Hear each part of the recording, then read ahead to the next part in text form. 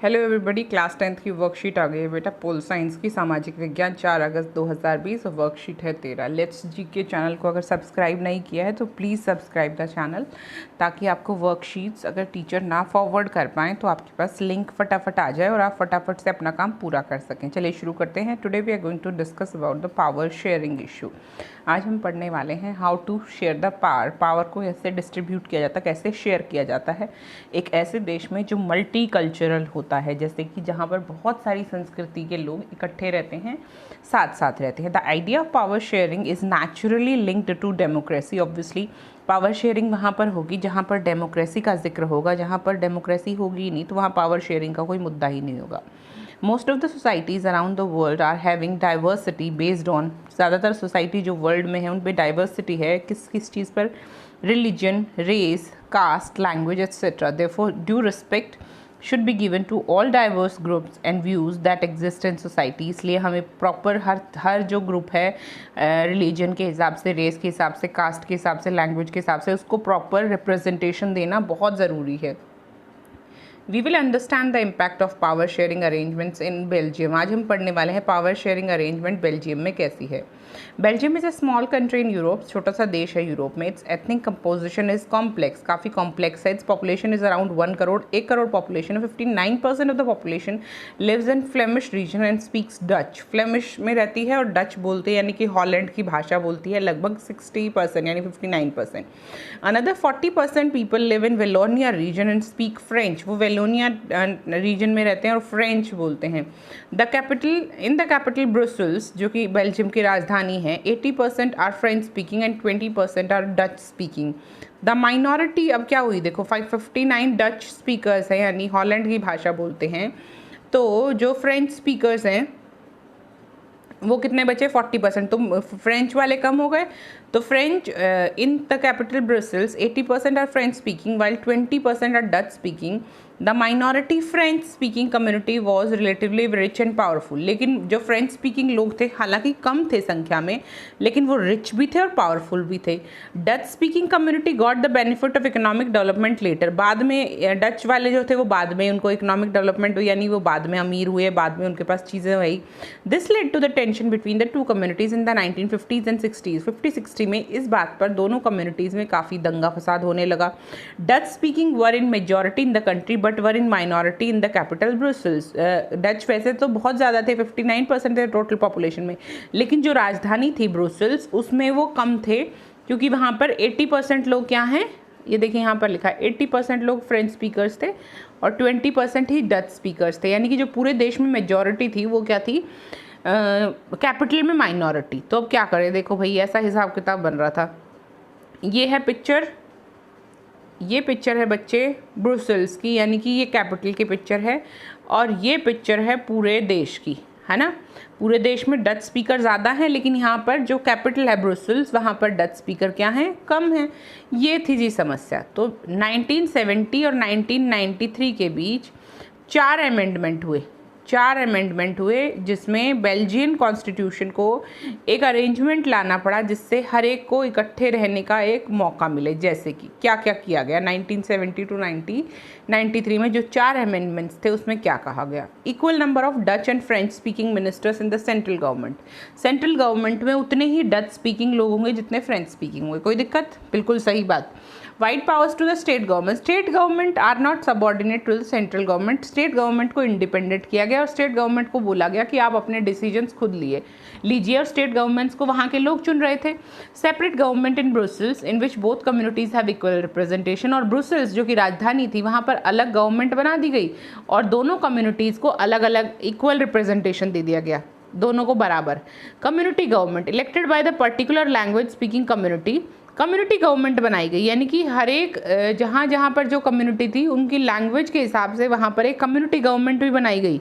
अलग अलग लेवल पर देखिए अलग अलग तरह की गवर्नमेंट बनाई गई, कम्युनिटी गवर्नमेंट बनाई गई। जैसे कि एक कम्युनिटी, यहाँ पर एक कम्युनिटी के लोग रहते तो उनकी कम्युनिटी गवर्नमेंट है, जैसे कि एमसीडी हुई या पंचायत हुई, ऐसे ही हो गया कम्युनिटी गवर्नमेंट। छोटा सा एरिया में जहाँ एक भाषा को रहने वाले लोग रहते हैं उनकी कम्युनिटी गवर्नमेंट, उनका रिप्रेजेंटेशन आकर लोगों से मिल सकता है कि भाई ये हमारे नेता हैं, ये हमारी बातें आपको बताएंगे। तो इस तरीके से उन्होंने क्या किया, अपने देश में शांति लाने की कोशिश की जहाँ पर डच और फ्रेंच स्पीकर्स लोग रह रहे थे। Write a short note on the ethnic composition of Belgium. What are we supposed to write? Let's take a look. We are supposed to write, देखो बेटा अगर ये एग्जाम में आता तो आपको ये फोटो भी बनानी है. You are supposed to make the graphs. आप ग्राफ नहीं बनाएंगे तो ग्राफ से क्या होता है, थोड़ा सा अट्रैक्टिव हो जाती है कोई भी चीज़ का अगर छोटा सा ग्राफ बना दें, ऐसे टेबल बना दी, तो उससे क्या होता है, इसको लगता है जो एग्जामिनर होता है कि बच्चे को कुछ आता है. अब हमें क्या लिखना है, वहाँ की क्या है एथनिक कंपोजिशन. देखिए Belgium is a small country, यहाँ से शुरू करेंगे. Belgium is a small country in Europe. Its ethnic composition is complex. Its population is around 1 crore. 59% of the population lives in the Flemish region and speaks Dutch. Another 40% of the people live in the Wallonia region and speak French. In the capital city Brussels, 80% are French speaking while 20% are Dutch speaking. यहाँ से यहाँ तक आप लिख सकते हैं, कोई दिक्कत वाली बात नहीं है. फिर से बताऊँ कहाँ से कहाँ तक लिखना है, क्लियर है बच्चे? यहाँ तक ब्रुसेल्स तक आप you will write it down. ठीक है, चलिए बच्चे. I hope you have written down. Belgium is a small country in Europe. Its ethnic composition is complex. Its population is around 1 crore. 59% of the population lives in the Flemish region and speaks Dutch. Another 40% of the people live in the Wallonia region and speaks French. In the capital city Brussels, 80% are French speaking while 20% are Dutch speakers. Let's get to the next question. Next question reads out, what were the steps that were taken now by the ये देखिए चारों step लिए गए. These 4 steps. Equal number of Dutch and French speaking ministers in the central government. Wide powers to the state governments. Separate government in Brussels and community government. What an idea. बहुत ही सुंदर idea है community government का. इससे क्या होता है, एक ही community के लोग एक अपना लीडर चुन लेंगे, कोई क्लैशेस नहीं होंगे, सबका रिप्रेजेंटेशन होगा, सब अपने अपने लोगों को बोल सकते हैं ये बात रखिए ये बात रखिए. आपस में कोई झगड़े की वजह ही नहीं बचेगी, क्योंकि हर जगह लगभग उन्होंने इक्वल कर दिया था, दोनों को इक्वल रिप्रेजेंटेशन दे दिया था. कि फ्रेंच कम थे लेकिन वो लोग बहुत अमीर थे, डच बेशक संख्या में ज़्यादा थे लेकिन बेचारे गरीब थे, तो इसलिए दोनों को इक्वल रिप्रेजेंटेशन दे दिया गया ताकि कोई भी टेंशन इरप्ट ना हो. ये चारों स्टेप्स आपको लिखने हैं क्वेश्चन नंबर 2 के आंसर में. How is power share linked to democracy. देखिए power sharing is linked to democracy because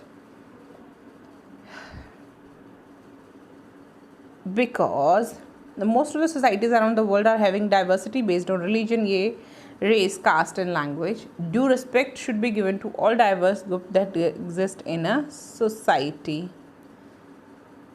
As यहाँ पर ये लिखने के बाद you will write down, most of the societies around the world are having diversity based on therefore due respect should be given to all the diverse groups and views that exist in a society, which is the basic idea of democracy. सिर्फ आप इसके बाद लिखेंगे which is the basic idea of democracy, क्योंकि democracy ही बात करता है power sharing की. और पावर शेयरिंग मतलब due respect and due powers. ठीक है बच्चे, हो गया. नेक्स्ट क्वेश्चन पर चलते हैं बच्चे. Major forms of power sharing in modern democracy are power sharing among different organs of the government. जैसे कि डेमोक्रेसी में पावर शेयर की जाती है लेजिस्लेचर में, एग्जीक्यूटिव में और जुडिशरी में. गवर्नमेंट एट डिफरेंट लेवल्स, जैसे कि सेंटर में या स्टेट गवर्नमेंट्स में या फिर लोकल गवर्नमेंट्स में, ये होती है power sharing which is a compulsory feature of democracy. I hope it's clear. Just have a look. Power sharing in modern democracy are power sharing among different organs of the government. जैसे कि power sharing होती है, legislature अलग होता है, executive अलग होता है, जुडिशियरी अलग होती है, और गवर्नमेंट अलग अलग लेवल पे अलग अलग काम करती है. जैसे सेंट्रल गवर्नमेंट अलग काम करती है, स्टेट गवर्नमेंट अलग काम करती है और लोकल गवर्नमेंट्स अलग काम करती है. I hope it's clear. Let's get back to the worksheet. चलिए अगला क्वेश्चन कहता है, do you agree with the steps taken by the Belgian government to remove tensions, give arguments. क्या आप खुश हैं जो बेल्जियन गवर्नमेंट ने किया ये डिफरेंसेस को रिमूव करने के लिए? आपको ठीक लगता है? क्या आप ये नहीं चाहते थे, जैसे कि आपका आर्ग्यूमेंट क्या हो सकता है बच्चे, यहाँ आर्ग्यूमेंट्स ये हो सकते हैं कि हो सकता है कि फ्रेंच लोग क्योंकि वो कम थे और पहले से ही अमीर थे तो उनको इक्वल रिप्रेजेंटेशन ना दिया जाता, उनको कम रिप्रेजेंटेशन दिया जाता, ताकि वो लोग, क्योंकि वो पहले ही एक तो कम है ऑब्वियसली, उस हिसाब से उनको कम रिप्रेजेंटेशन मिलना चाहिए था। और एक और चीज़ ये है कि जब वो कम थे और ऊपर से अमीर भी थे, अमीर थे यानी कि उनके पास टैक्स वैक्स देने की पावर है, वो लोग ज़्यादा टैक्स पे कर सकते थे, तो उनकी रिप्रेजेंटेशन अगर कम भी होती और जो डच लोग हैं उनकी रिप्रेजेंटेशन बढ़ाई जाती गवर्नमेंट में, तो हो सकता है उनकी जो समस्याएं हैं उनको ज़्यादा बेटर तरीके से समझा जा सकता था। जैसे कि ये मेरा एक आर्ग्यूमेंट है, आप भी कोई आर्ग्यूमेंट सोच सकते हैं, क्योंकि ये जो वर्कशीट है ये आपकी टेक्स्ट बुक से ली गई है और टेक्स्ट बुक में बहुत अच्छी तरह डिटेल में बेल्जियम के बारे में लिखा गया है। प्लीज़ पढ़ने की कोशिश कीजिए, एक बार में नहीं पढ़ पाते रुक रुक के पढ़िए, लेकिन पढ़िए। अगर आप एनसीईआरटी की बुक्स को पढ़ लेते हैं आप समझेंगे नहीं। जब हम नहीं, मतलब जब बच्चे तैयारी करते हैं यूपीएससी की, या इंडिया के सबसे बड़ा एग्ज़ाम होता है UPSC, union public service commission में आप क्या बनते हो, इंडियन एडमिनिस्ट्रेटिव सर्विसेज में जाते हो, इंडियन पुलिस सर्विस में जाते हो, आईपीएस या आईएएस बनते हो, उनमें भी आपको कहा जाता है कि आप पहले एनसीईआरटी की बुक्स पढ़िए 6 to 12 और तभी आप आगे कुछ कर पाएंगे। और आपके पास अभी से मौका है कि आप वो जो बुक्स हैं उनको बहुत ध्यान से पढ़ें, ताकि फ्यूचर में आप एक अपने लिए अच्छा फ्यूचर, एक प्राउड फ्यूचर अपने लिए बना सकें। चलिए मिलते हैं अगली वर्कशीट के साथ। कोई डाउट हो तो बेटा कमेंट कीजिएगा। Bye, take care.